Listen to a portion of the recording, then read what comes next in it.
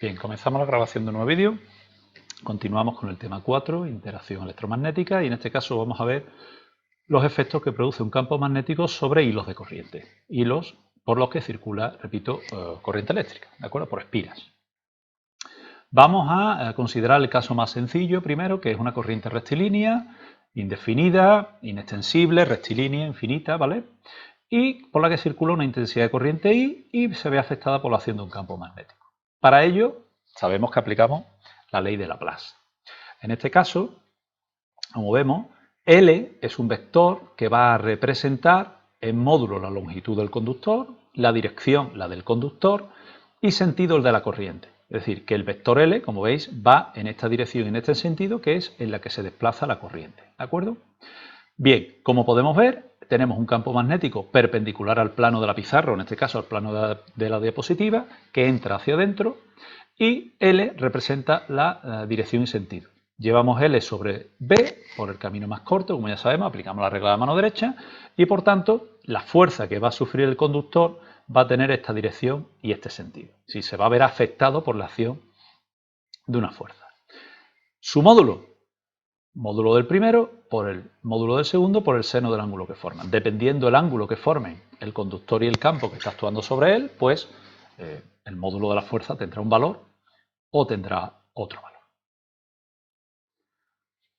Fuerza entre corrientes rectilíneas. Fijaros, aquí tenemos una representación de dos hilos de corriente que están los dos en la misma dirección y el mismo sentido.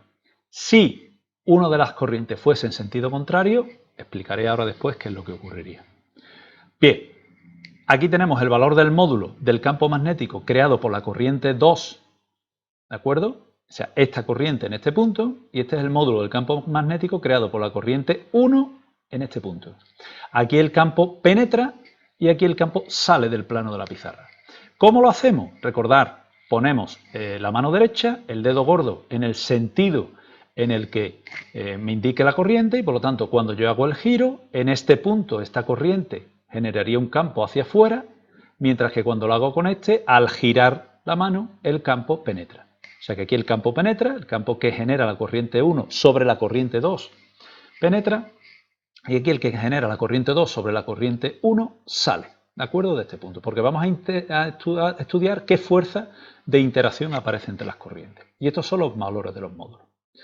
¿Qué hacemos ahora? Calcular la fuerza que ejerce el conductor 1 sobre el 2. ¿Para ello qué hacemos? La corriente 2, que es la que sufre la acción del campo, vectorialmente por el campo que está ejerciéndose sobre ella, que es el que genera la corriente 1 en este punto. ¿Qué hacemos? Aplicamos la regla de la mano derecha como aplicación, en concreto estaríamos aplicando la ley de Laplace, pero bueno, como truco la regla de la mano derecha. Llevamos L2 sobre B1, ¿de acuerdo? L2 que va hacia arriba sobre B1 y nos sale que la fuerza en este caso tendría esta dirección y este sentido. La fuerza que ejerce la corriente 1 sobre la corriente 2 tendría esta dirección y este sentido, ¿vale? Cuyo valor en módulo, al ser perpendiculares, sería este. ¿Qué ocurre? ¿Cuánto valdría? Pues si el campo tiene en módulo este valor, lo tenemos aquí representado, sustituimos en la expresión y nos quedaría el valor de la corriente 2 por el módulo de la longitud del conductor, que como en principio es indefinido, pues tendría un valor infinito, el valor de la permitividad, la corriente 1, 2pi por la distancia que hay entre los dos conductores, en este caso representado por la letra D, ¿de acuerdo? Si hacemos lo mismo para la fuerza ejercida por el conductor 2 sobre el 1, que sería esta, que vamos a ver que sale en esta dirección y este sentido, pues haríamos lo mismo. ¿Quién sufre el campo? La corriente 1. ¿Quién está generando el campo? La otra corriente. Aplicamos la regla de la mano derecha y el sentido nos lo marca ya sabemos, el dedo gordo o la regla del tornillo, y el sentido nos lo marca el dedo gordo. En este caso, sentido el que marca aquí. Como vemos, es una fuerza son fuerzas atractivas, es decir, esta que genera una fuerza sobre esta y esta sobre esta que las atrae. Sustituimos, si son perpendiculares el vector y el campo, pues nos queda un módulo y sustituimos el valor del campo 2, que ya hemos visto en un vídeo previo, ¿de acuerdo? Y nos quedaría que el módulo de la fuerza, 2 sobre 1, que genera la corriente 2 sobre 1 tendría este valor. Sabemos su dirección y su sentido en ambos casos y sabemos sus módulos. Determinamos la fuerza por unidad de longitud, ¿de acuerdo? En este caso, ¿qué haríamos? Pues como es infinito, no conozco la longitud del conductor, lo que hago es dividir la fuerza, paso dividiendo el módulo de la longitud del conductor y lo que hago es calcular la fuerza por unidad de longitud, ¿de acuerdo? O sea, fuerza, si estamos hablando del sistema internacional, newton por metro. Nos quedaría esta expresión y aquí nos quedaría esta. Como vemos, el módulo de la fuerza por unidad de longitud es el mismo en ambos casos, ¿de acuerdo? ¿Qué conclusiones puedo sacar? Bueno, pues que el módulo de la fuerza ejercida por cada conductor es el mismo, evidentemente, que se cumple la tercera ley de Newton, por lo tanto, ambas fuerzas están en la misma dirección, tienen sentido contrario, distinto punto de aplicación, lo que nos dice la tercera ley de Newton. Y por último, que podemos definir el amperio como unidad de corriente, ¿de acuerdo? En este caso, pues podemos definirla como la intensidad de corriente que circulando por dos conductores paralelos, pues produce sobre cada uno de ellos una fuerza de 2 por 10 elevado a menos 7 newton. ¿De acuerdo? Bien, ¿qué ocurriría en el caso de que la corriente fuese en el sentido contrario? Pues muy sencillo, por no repetir el procedimiento. Pues si la corriente 2 fuese hacia abajo, lo que ocurriría es que el campo magnético creado por la corriente 2 iría hacia adentro. ¿Sí? En ambos casos irían los dos hacia adentro de lo que sería la pizarra, el plano de la pizarra o el plano en este caso de la diapositiva. La cuestión del módulo de la fuerza valdría lo mismo. ¿Qué ocurriría con la fuerza, en este caso, creado por la corriente 2 sobre 1 y 1 sobre 2? Que en este caso sería repulsiva. Es decir, que las fuerzas irían hacia afuera. Por lo tanto, las corrientes se repelerían. Pero lo que sería el módulo de la fuerza sería exactamente igual. Y por tanto, la tercera ley de Newton se seguiría cumpliendo. Es decir, el procedimiento sería el mismo, solo que, insisto, que al cambiar la corriente, pues lo que ocurriría es que las fuerzas tendrían las mismas consideraciones. Por lo tanto, el procedimiento sería el mismo y llegaríamos a que la fuerza por unidad de longitud módulo serían iguales, se cumpliría la tercera ley de Newton, pero la fuerza creada por la corriente 1 sobre 2 sería igual a menos la creada por la 2 sobre la 1 y que la fuerza por unidad de longitud sería igual en ambos casos. La única diferencia es que cuando las corrientes tienen distintos sentidos, en este caso esas fuerzas de acción y reacción que se producen tendrían la misma dirección, sentido contrario, es decir, se seguiría cumpliendo la tercera ley de Newton, pero irían hacia afuera. Es decir, que cuando las corrientes tienen distintos sentidos, se repelen los hilos y cuando tienen el mismo sentido las corrientes, se atraen. ¿De acuerdo? Pero en cuanto a lo que es el módulo de la fuerza y la dirección sigue siendo el mismo, el punto de aplicación, evidentemente, cada uno en cada hilo, y lo que cambiaría sería el sentido. ¿De acuerdo? Por lo tanto, no vamos a repetir el procedimiento, porque el procedimiento es el mismo que hemos hecho antes, solo que en este caso, al cambiar, repito, el sentido de una de las corrientes, pues nos saldría que las fuerzas irían en sentido contrario y se repelerían las corrientes, ¿de acuerdo? Pasamos ahora a lo que sería a partir de este proceso que hemos seguido, podríamos determinar el valor del campo generado por una corriente rectilínea indefinida. Es decir, la misma expresión que hemos obtenido de la ley de Biot-Savart la podríamos sacar a partir de aquí. Si partiendo de las fuerzas ejercidas por unidad de conductor, por longitud de conductor, es decir, la 1,2 por ejemplo, y relacionándolo con la fuerza y el campo, como ya conocemos de la ley de Lorentz, igualamos ambas expresiones y de ahí evidentemente podríamos sacar la expresión del campo magnético, ¿de acuerdo? Si la corriente y el campo son perpendiculares, pues evidentemente tendríamos que el seno de alfa sería 1, es decir, hablaríamos del seno de 90 grados y por tanto nos quedaría la expresión en módulo que ya conocemos. Aquí tenemos lo que sería la representación vectorial del campo. Siempre sería, el campo iría en la dirección tangencial, es decir, U sub t sería este, ¿de acuerdo? Y aquí sería este sería la dirección tangencial. El valor del campo dependería del medio, del valor de la corriente y de la distancia al punto, es decir, esta distancia donde lo estoy calculando, que en este caso sería esa distancia, sería la misma en todos los casos, y como podemos ver, aquí tenemos una fotografía real de limaduras de hierro y un hilo de corriente, como vemos aquí, por el que está pasando corriente. Como vemos, las líneas de campo se ven perfectamente representadas como circulares, ¿de acuerdo? Aquí tenemos lo que os representaba de la mano derecha, es decir, yo pongo el dedo hacia arriba y el mismo puño cerrado nos dice el sentido, los dedos nos dicen el sentido de la corriente. Si la corriente fuese en sentido contrario, la mano se invertiría y el sentido de la corriente nos marcaría que el campo, en este caso, iría en sentido contrario.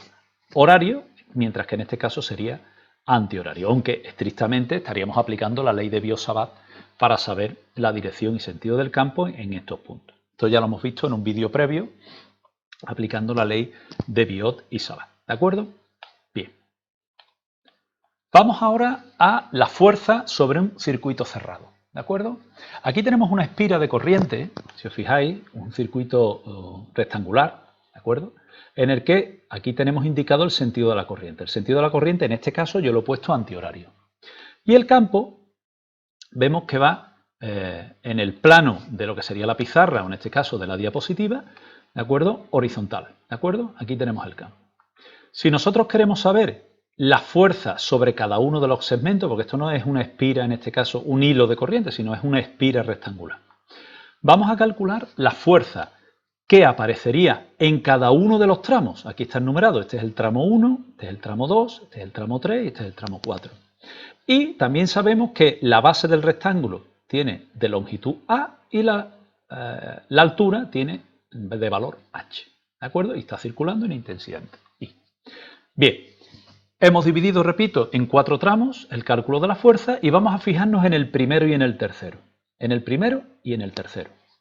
¿Qué es lo que ocurre? Aquí la corriente va hacia abajo y, por tanto, el campo por la corriente, ¿sí? La longitud, o sea, L iría hacia abajo, B iría en esta dirección. Cuando yo aplico la ley de Laplace, ¿de acuerdo?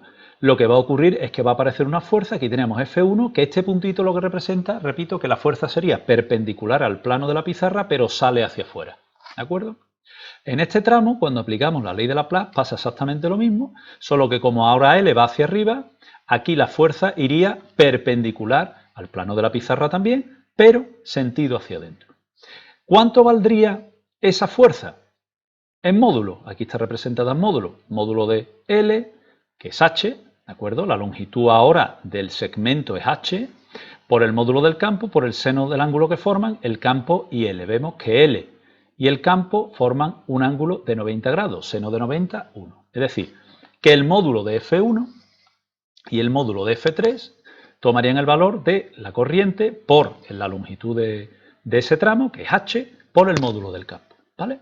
¿Qué ocurre en los otros dos tramos? Pues que en los otros dos tramos L, que indica, repito, es el vector, ya sabemos que indica la dirección y sentido de la corriente, L y B son paralelos.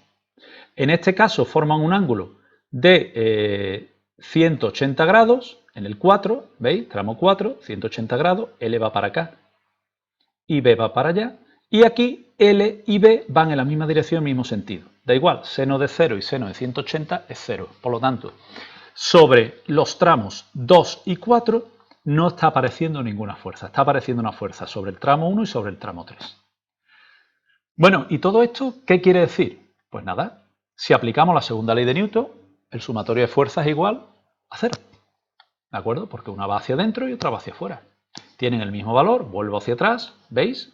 Tienen el mismo valor en módulo, ¿veis?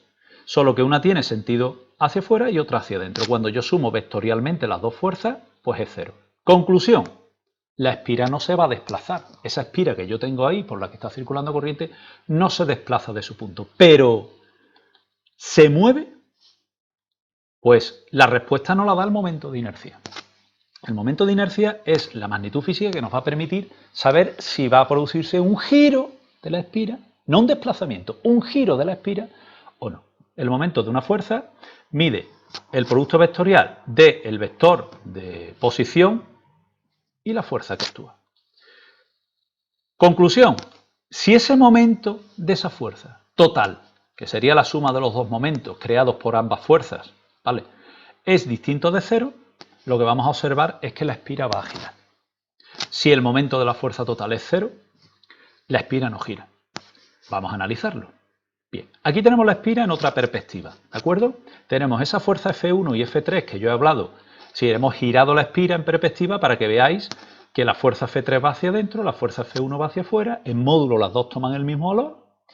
Y aquí tenemos los valores de R1 y R3. Es decir, R1 es la distancia desde el centro de la espira hasta la espira, hasta el tramo, concretamente el tramo 1, y aquí desde este punto hasta este tramo. Para ver si gira. Cuando yo hago el producto vectorial, digo módulo del primero por el módulo del segundo por el seno de 90. ¿Por qué? Porque R1 y F1 forman un ángulo de 90 grados. Seno de 90 es 1. Y aquí fijaros, ¿cuánto vale R1? Pues R1 vale, si el tramo más pequeño de la espira valía A y la distancia de aquí a aquí es la misma que de aquí a aquí, porque este es el eje de giro, pues será A partido por 2, que es lo que yo he puesto. ¿De acuerdo? A partido por 2, por lo que vale la fuerza, que recuerdo que era la intensidad de corriente, por H y por B. Cogemos vectorialmente, pues si este es el eje Y, evidentemente, como M es perpendicular a F y a R, porque es un producto vectorial, en este caso, pues M1 va a ir hacia arriba. ¿De acuerdo? Bien. Y tomaría este valor por J, que sería el unitario que va en la dirección del eje. Vamos ahora al segundo caso, a M3. Hago la misma operación, producto vectorial, el ángulo que forman R3 y F3 es 90 grados, seno de 90 es 1. Me quedaría que R3, vuelvo a repetir, es esta distancia es la mitad de lo que sería la distancia de este tramo, que es A, por eso he puesto A medios, por I, por H y por B, que ya lo hemos calculado antes. Con lo cual, M3 también tomaría un valor que va en la dirección del eje Y. Repito, esto es un producto vectorial. Aquí estaríamos aplicando la regla de la mano derecha, igual que hemos hecho aquí, o la del tornillo, para conocer la dirección y el sentido de M3. ¿Qué hacemos ahora? Sumar. Cuando nosotros sumamos, recordemos, vuelvo atrás un segundito, esto es un medio. Cuando yo le sumo a un medio, le sumo un medio, me queda 1. Por lo tanto, me quedaría I por A por H, es decir, el lado más pequeño, por el lado de la base, por la altura y por B. Es decir, A por H es en la superficie. Por lo tanto, el momento total será igual a la corriente que está circulando por el área de la espira y por el módulo del campo. Irá en la dirección del eje y sentido positivo. Como no vale 0, evidentemente la espira va a girar. Evidentemente, como podemos observar, en este caso, al ser el momento, los dos ir en el mismo sentido y en la misma dirección, se suman, no es 0, y lo que observaríamos es que la espira gira, en este caso en el sentido, como vemos así, antihorario. ¿De acuerdo? Estamos tirando de aquí, apareciendo fuerza, y lo que va a hacer es rotar. La espira no se va a mover del sitio, por eso decimos que se cumple la primera ley de Newton, si el sumatorio de fuerza 0, la espira no se va a desplazar de donde está, pero sí va a girar sobre su eje. ¿De acuerdo? ¿Vale? En este caso, en sentido contrario a la aguja de reloj, es decir, sentido antihorario. Ese momento de la fuerza lo puedo representar en este caso como, recordar que era A por H. A por H es el superficie. Puedo definir lo que se conoce como el vector de superficie. ¿Qué es el vector de superficie? El vector de superficie es un vector cuya dirección es perpendicular a la superficie de la espira, ¿de acuerdo? Y su módulo es el área de la espira. Y su sentido puede ir hacia afuera o hacia adentro. En eso no hay problema. Pero sería un vector que es perpendicular a la espira. ¿Qué observo? Que cuando el momento de la fuerza en módulo toma este valor y módulo de la superficie, que es el área, por el módulo del campo, ¿vale? Por el seno del ángulo que forme. Y ahora, dependiendo del ángulo que formen, el momento de la fuerza puede ser 0 distinto de 0. Si es distinto de 0, gira, y si es igual a 0, pues evidentemente la espira no va a girar. ¿Qué ocurre si la espira es perpendicular al campo, a las líneas de campo? O lo que es lo mismo, el vector de superficie es paralelo a las líneas de campo, que cuando yo aplico el momento, el cálculo del momento, y hago el producto vectorial, como S y B son paralelos, el módulo va a ser cero. Es decir, el momento va a ser cero, ¿por qué? Pues porque el ángulo que forman es cero y el seno de cero es cero. Si el vector de superficie lo hubiésemos pintado en sentido contrario, daría igual, porque el seno de 180 sigue siendo cero. Es decir, cuando la espira sea perpendicular al campo, o lo que es lo mismo, el vector de superficie tenga la misma dirección que el campo, la espira no va a girar. ¿De acuerdo? ¿Qué ocurrirá en el caso de que no son paralelos? ¿De acuerdo? O sea, que el seno de alfa es distinto de cero. Pues evidentemente el momento va a ser distinto de cero y al ser distinto de cero, pues lógicamente la espira va a girar. Según el sentido de movimiento, ¿veis? Este es el caso que hemos visto. Hemos visto que la fuerza iba para acá y para allá. En este es el caso de que la corriente fuese hacia allá. Sentido de giro en contra de la aguja de reloj. Ahora bien, si el campo, si la corriente se invirtiera su sentido, lo que va a ocurrir es que ahora F1 irá hacia adentro y F3 irá hacia afuera, con lo cual la espira va a volver a girar, pero en este caso irá a favor de las agujas de reloj. Aunque aquí ponga en contra, sería a favor de las agujas de reloj. No he modificado aquí la expresión, ¿de acuerdo? A favor de las agujas de reloj. Lo importante, el momento total, aquí iría hacia arriba, aquí iría hacia abajo, pero lo importante no es eso, lo importante es que como el momento de la fuerza es distinto de cero, la espira va a girar sobre su eje, ¿de acuerdo? Bien, todo lo que hemos visto hasta ahora, esta última parte del momento de una fuerza y explicar cómo la espira, en este caso rectangular, va a girar pero no se va a desplazar como consecuencia de que el momento total es distinto de cero, nos sirve para explicar el funcionamiento de un galvanómetro. ¿Qué es un galvanómetro? Bueno, por lo menos de los galvanómetros antiguos. Es un aparato que sirve para medir la corriente que circula por un circuito eléctrico. Para ello, nosotros lo que tenemos es lo siguiente. Fijaros, tenemos una pequeña bobina, aquí tenemos una bobina, ¿vale? Aquí tenemos varias espiras. Una bobina es un conjunto de espiras. Aquí tenemos, fijaros, 1, 2, 3, 3 espiras, ¿de acuerdo? Rectangulares y están conectadas entre sí, como podemos ver, ¿vale? Por aquí va a circular la corriente cuando lo conectemos. Aquí tenemos también un campo magnético creado por un imán. Aquí tenemos el imán, ¿vale? Y tenemos interior, tenemos normalmente un hierro o acero para reforzar la acción del campo. ¿En qué se basa el funcionamiento del galvanómetro? Pues nosotros lo que hacemos es lo siguiente. Aquí tenemos, ¿veis?, donde marcaría la intensidad de corriente que está circulando. Nosotros lo que hacemos es conectar el galvanómetro a la espira, al circuito donde está circulando la corriente. Y esa corriente empieza a circular por aquí, ¿veis? Está circulando la corriente. Al circular la corriente, lo que va a ocurrir es que va a generar un campo. Ese campo, ¿de acuerdo? Al circular la corriente, fijaros que es la misma situación que antes. Aquí tengo yo un campo magnético y lo que va a hacer la espira es que bajo la acción del campo magnético del imán y por el hecho de estar circulando una corriente, esa espira va a sufrir la acción de una fuerza. Fuerza, como vemos aquí, si os fijáis, una que va hacia acá y otra que va hacia allá. Es decir, la espira, como ya sabemos, no se va a desplazar, como hemos visto antes en los tramos, pero sí va a girar. Entonces la espira va a empezar a girar hasta que el campo magnético y el vector de superficie se igualen, tengan la misma dirección. Al tener la misma dirección, en ese momento deja de girar porque el momento total es cero. Según la intensidad de corriente que circule por la espira, pues el giro cuanto más corriente, mayor va a ser el momento de la fuerza y mayor va a ser el giro.